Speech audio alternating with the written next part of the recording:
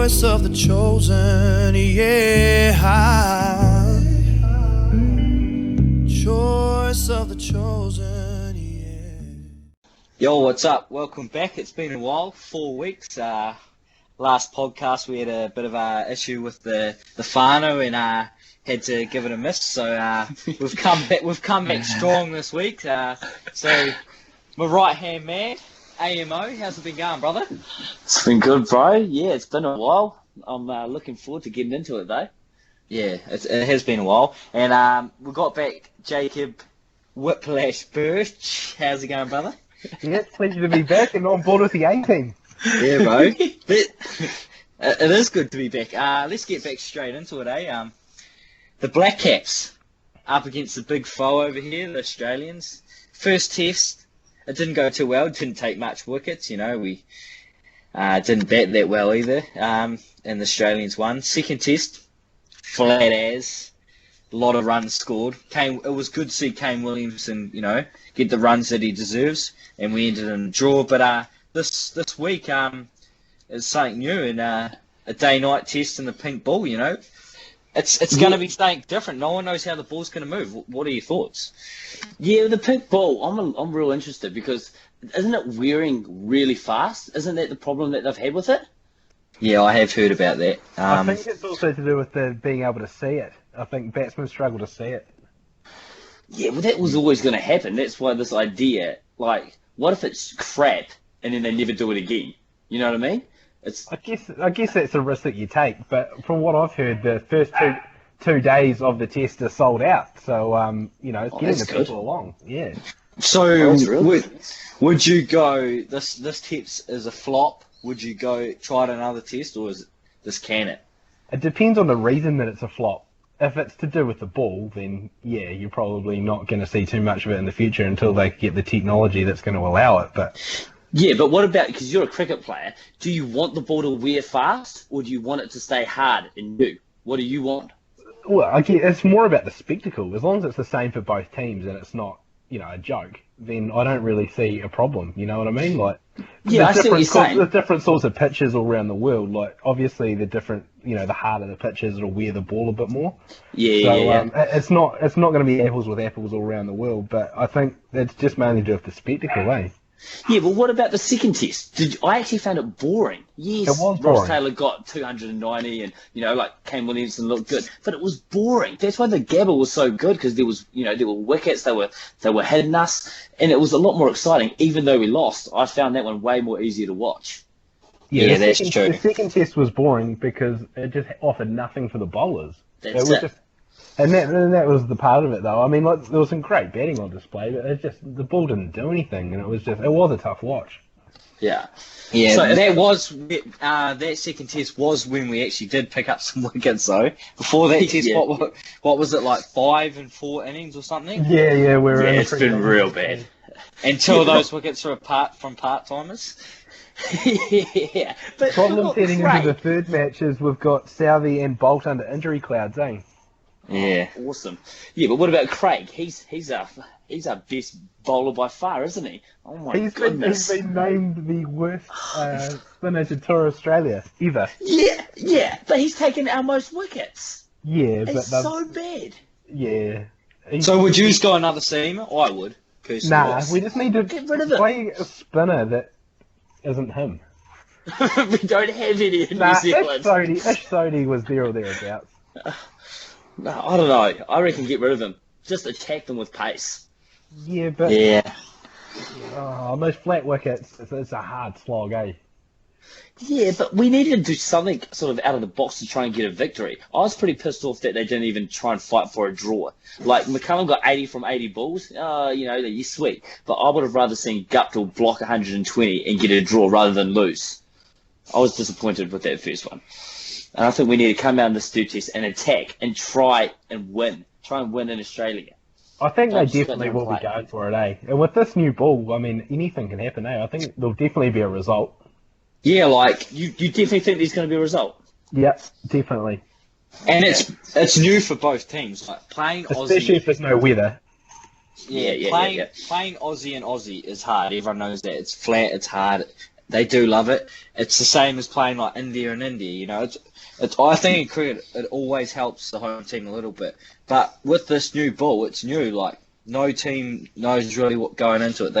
They've got what they've heard, but really it's a whole new ball game. So if we can take it by both hands from the start, then you know we're going to put ourselves in a good position to win the test. Yeah. I also read the other day that I'm pretty sure it was Sir Richard Hadley was saying that they should ball tamper because the bats are so heavy and and the boundaries are small that they should be allowed to ball tamper it. That's what he reckons. Yeah, it's quite good, and I see the point of it. I see it. No, it's good. And I saw McCullum's bat. They showed it like on one of the interviews and drinks or one of the breaks that they had, and it's enormous. Yeah, it actually is. It's stupid. I thought there's regulations on that sort of stuff. Oh, I'm sure that there definitely is regulations, but obviously thickness of the bat, can get pretty bloody thick by the looks of it. They just seem to be getting bigger and heavier. But he's still got to swing it though, eh? Like he's obviously got phenomenal arm strength, but he's definitely working on the guns in the gym. Josh taught him that one. But that Test series is still alive. But another one that the Kiwis were on the wrong end is losing 2-1 to England. In Aussie, we only got the 2 last games. So the second game was a boring game, but we won, and that's all that matters. That's and right. the second one was tough to watch. You know, it was tough as a Kiwi supporter. Like the thing really disappointed me is Jason Nightingale. I know he got an amazing try, but the thing that really pissed me off is he had a run down the sideline. And the whole point is to keep yourself in the field, and he just kept on running and just got tackled out. Like, it just pissed me off. Like, why couldn't we put another new cap in a position like the wing, like Lola here, just to get him the more taste of international rugby league than someone like Nightingale? No, I think you've been rough. Everyone's giving him shit. That's been rough. Yeah, he played well. I liked him. I'm with you. Yeah, me too. He copped a lot of flack over that game, but I actually think he was one of our better players. He scored an amazing try in that game. It was the third one. Oh, yeah. No one else. The airborne one went straight over their fullback. Yeah, no. Don't get me wrong. It was an amazing try. It's just I just felt that could have been a position that we could have brought someone in. Lola here has got experience on the wing, and they just had to go back because he had his kid. Oh, he had his kid. Yeah, and he had to go back. The other thing that kind of is I didn't mind the whole putting Nikorima in the halves. It's just the fact we didn't have Hiku is not a half, and we didn't really have the balance. He's not a half. He's not a half. Nah, he's not a half, and that annoyed me because, you know, when Nikorima was under a bit of pressure, we didn't have an experienced guy there to take a bit of pressure off him. Yeah, you did right. You know, I just felt the balance wasn't there, and it definitely showed in that last game with our kicking game and our last plays. Yeah, I understand that, and you're right. But Nikorima actually played quite well. And England is a hard place to play. It's not real running rugby. It's more physical. It's more up the middle with the big guys. And he played quite tough. For his first 3 tests, he played really well. And I'm actually impressed with how he went. We gave him a lot of flack last time we were on the podcast, but I actually think he went well. And he's one of the bright spots for me in that whole tour. I agree. I think that he actually played pretty well, especially in that third game. He did, man. He stood up, and I guess he is only getting better with time, and that's what Kearney wanted to do, so good on him. But yeah, I'm with you on the Hickey thing. I'm not 100% convinced, but Manly is stacking up in some outside backs, so one of them guys, if Jamie Lyon's not going to play in the halves, it could well be him. That's true. Yeah. But they're also throwing money at Dylan Walker and putting him in the halves. I don't think Dylan Walker's a half. I don't think so. No, there has been word of that. Really? I wouldn't, because he started off in the halves of Rabbitohs at the start of this season. He did too. Yeah, there has been word over here of they're going to get Walker and they're going to put him in the halves. I heard another rumour that Manly can pay for him, but they're going to buy another top international player. I don't know where Manly are getting. Like, obviously they got rid of Foran, but they can't have been paying him that much. And Brett Stewart, I suppose. That's what I reckon. And because they said that they're going to have to get rid of a player, and it's either going to be Jamie Brewer or Peter Hiku. And I'm like, what? They're one of your best players. Like Jamie Brewer, I'm not a huge fan, but he's one of their more solid players, and to get rid of him, he was their forward pack last year. yeah, that was it. Him and Matt Bellin, and that was it. Big news coming out of the Warriors this week was Lautiti coming back. Yeah, the big I enjoyed a lot of the comments on Facebook. I don't know if people realise he actually got signed on a second-tier contract. That's so it. He's not actually in the 25. From when he was good. But, I think he's going to bring a lot of experience. And, hey, if we're a few men down, I'd rather chuck in someone like him that's been there, done that. Oh, yes. Someone that hasn't even had a taste of NRL. And that's sometimes that's been the Warriors' problems. Last year the coach come out and said, we have too many young players that don't have experience and they're not hard enough. I don't think that's a good enough excuse, but now we've got someone that could jump in there. No, but what they're saying is right.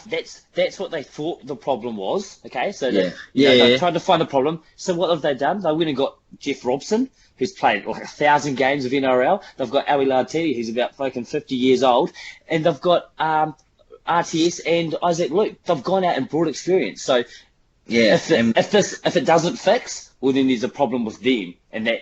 Yeah, because they've said that experience was our problem, so they've went and brought experience. So I think it's all good signs. So, they've addressed it.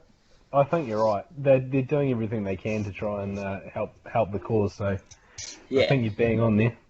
And what you said about the second-tier contract, he can't even play until there's an injury. Until someone's out, then he can play. So I won't even be surprised if he only plays 1 or 2 games, if that, for us. Oh, he might not even play. It really does. That's it. It will take a swag of injuries for it to happen. Correct. Yeah, but it's good to have someone like him aboard, and he gets to come home, so I'm all for it. Yes. It's definitely good for the club. Yeah, because he's an Islander that has played for years, and he's obviously a professional. Where a lot of young Islanders, if it starts going down, they lose their mana a little bit, and then you can see them just sort of like fade away. But he's like a role model, so I reckon he's perfect. It's the perfect pickup for our club. I'm real happy with it. That Elmo's brown, so he can make comments on it. I can't say that it's the least racist as I could do. Another brown boy that I know I've been harping on a lot. I've been posting on Facebook. I've been sharing to Birchie, but we talked about him last podcast. But since Birch is back on, just want to know, how do you think Conrad Harrell's shaping along there, Jacob? Yeah, you've definitely been tagging up a storm in Facebook, Shannon. But no, it's good. It's good to see him taking his job seriously. He looks in good shape, and good on him. Bring on this season. He's going to be huge for us. He is going to be one of our best players this year because Sean Johnson is going to give him room. Him and RTS are going to give him so much more time. Watch out, NRL. Watch out. Yeah. Let's be honest, he's always been pretty sharp on attack. Do you think that his defence is something that he can work on in the off-season and really come back with? It's like his third season now. I've been arguing this forever. I don't actually think his defence is that bad. It's his effort that everyone talks about. It's he doesn't put in effort. I don't actually think he's that bad on defence. You're saying that technically he's okay, you just think he's yes, that's what I'm saying. I'm saying he lacks in the effort.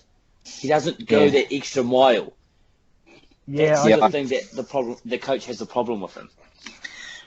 It'll be good to hopefully see him at the NRL Nines. And with the press conference the other day, RTS and Luke have both said that they want to play for the Warriors. So hopefully we can see our star-studded Warriors team line up, and we've going to go on favourites again, most likely. So it'd be good to actually... the TAB is going to make a killing. I'm going to throw a question out here, though. Do you risk Sean Johnson in the Nines again? Yes. Yeah, I would. I don't. Yes. I don't risk him. No, because he's getting contact at the same time where he's getting a bit of space. He'll get his confidence back. It's not full into straight. No, you can't do that. Injury. Oh, let's just wrap him in cotton wool. You cannot do that. You do exactly what Shannon said. Get him playing. He's going to get so much confidence because he rips up in the Nines. Oh, there's and no you can doubt. see, when we went there and watched him, you can see he's looking at the crowd. He's got the massive cheese on his face. He loves every second of it. We need to boost him up. We need to boost up his ego because when he thinks he's good, he is good. And that boy is fire. Yeah, I'm all for We him. lose him and the season's over again. That's my concern. Nah, we can't play like that. He'll be bigger back in ever, and hopefully this is the year the Warriors can do a double, the Nines and the NRL Premiership. But Let's do it.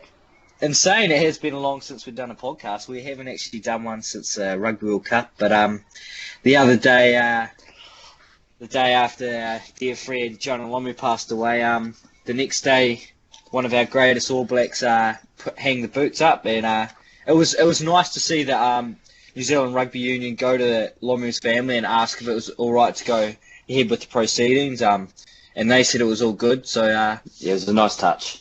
Yeah, it was good to see that they were respecting the Lomu family. But Richie McCaw, you know, what can you say about the guy? You know, one of the greatest New Zealanders we've ever seen. 147 tests. You know, the guy's a freak. And put it this way, his test debut versus Ireland, man in the match. You know, right to his 147th test in the Rugby World Cup final, when he says he arguably had his best game in his career. You know.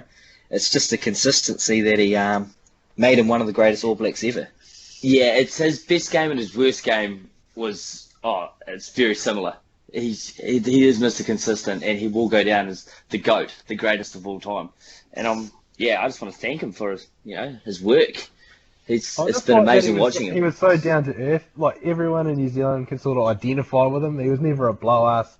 He just got in there and got the job done. Real Kiwi bloke. Yeah, that's it. He represented New Zealand so well on the world stage as well. Yeah. Yeah. He never actually had any problems in the media, no Tiger Woods sort of, events. He always handled himself so well. I don't get it. Like, he must be a little bit dodgy at home. There's something, there's something a little bit creepy about him. There must be something. He said after a few beers with some of his mates, sometimes a bit of a different side of Richie comes out, but we'll never get to Richie I want to see. That's the one. But it shows how humble the guy is now. He's got his helicopter license a few years ago or something, and he's looking at actually getting into helicoptering. So when he does it, helicoptering, is that what he's going to get into? Invent a new thing. That's good. Yeah, you know what I mean. But when he gets into the helicoptering, I might actually have to rack up the coins and go meet him a different way. But helicoptering. Yeah, I think with that we might have to change the subject, So it was a pretty sad day the other day. I was at work. I went on Smoko, and Mariah, my missus, rang me and found out the news that Jonah had passed away straight away. I just didn't feel like eating or anything. And that's the funny thing with like superstars like this, JC, Berryman. When you get hit with news of a death like that, it actually feels like you've lost a brother or a sister, and because you're so impacted by their lives because they're in the media, and it was a tough day. Yeah, I'm with you. It gave you a sort of a weird feeling. It was sort of surreal. It was like, whoa, you just sort of get taken back and you think about it. Like, we grew up with him. Or I feel like I grew up with him. Never even met the man, you know what I mean? Never seen him, with my real eyes. But like, you feel like you actually did lose someone important. He was that that important. Sort of me playing rugby. Is hearing the stories that have come out about some of the things that he did. Like, one that I remember I heard on the radio that, Jonah showed up late to a training just after he got picked for the All Blacks and got a massive dressing down.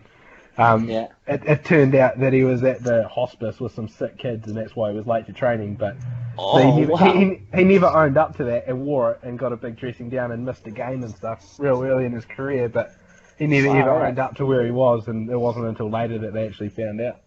Yeah, far out. That's a good yarn. Yeah, and that's one thing that when everyone thinks of Jonah, thinks of running over people in 1995, but it's what he did on the rugby. How he did make pretty much rugby professional, and also it's the things that he did off the field. And obviously his wife wants to carry on that dream, which is awesome with the kids, and his legacy will live on forever. Like, my little girl, she doesn't know of him or anything, but when she grows up, I'll tell her about Jonah, you know, because he was a great guy on and off the field. He was, when you think of great All Blacks, you think of Richie McCaw and Jonah Lomu, you know? You Both actually men. do. Right. You're right. He was rugby's first world superstar. It didn't matter where you went in the world. Everyone had heard of that big black guy, Jonah Lomu. It's true. Like, he was the world's first superstar. No, you did right. When he died, people were tweeting all over the world. People were talking in Mexico about him, America, you know, all over Europe. Yeah, it's very sad to see him go. Oh, far too early at only 48. Oh, yeah. Yeah. And it sucks for the Lomu family, but, you know, times like this, you got to move on and just live and make his legacy even bigger and stronger, you know? Yeah, that's it. Yeah, but the Breakers boys had a good win today. It was good to get one back on Melbourne United after the controversy call last time. I actually went to the game, and you know, it's always tough losing like that, especially when you know the refs got it wrong, because from their incident 2 refs got stood down and a rule got changed, you know. But today, I'm happy about that though. I'm happy that they figured it out. Yeah, that's good, because it would have been worse if we lost and nothing came out of it. That's right. So we lost, you've got to move on, it's life, but something came out of it. So, but even better today, Corey Webster, hot. They got the high for this season. Was it 39 points? 39 points. 39 points. You know, he looks good just like the other day, he was a bit quiet. He nearly got the worst record, but in the end, he hit them when it counted, and, you know, that shows the class of the player. Yeah. I'm pretty sure he tweeted the other day, when the Breakers are injury-free, we're unbeatable. And that's the truth. That is the realest thing that I've read on Twitter in a very long time, because we're star-studded. He is NBA level. I know he doesn't play in the NBA, but he is NBA level. His shooting is out of this world, and he proved it by scoring 39 points today. Honestly, he is too good to be playing in the NBL. Way too good. Yeah, well, in saying that, it's good to have him on our team, though. You don't want to be playing against him. Yeah. Yeah, and he got one back over CG43.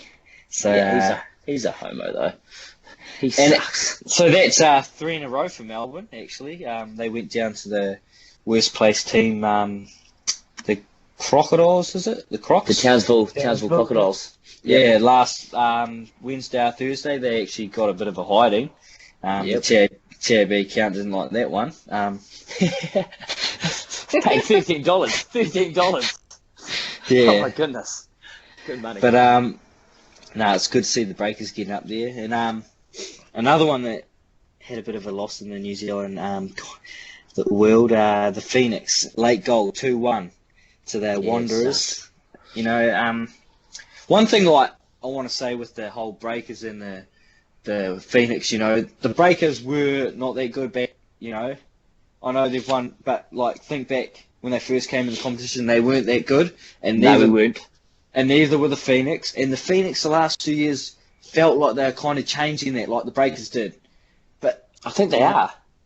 I hope they are, because what the Breakers have done was amazing. What, 4 championships, or was it 3?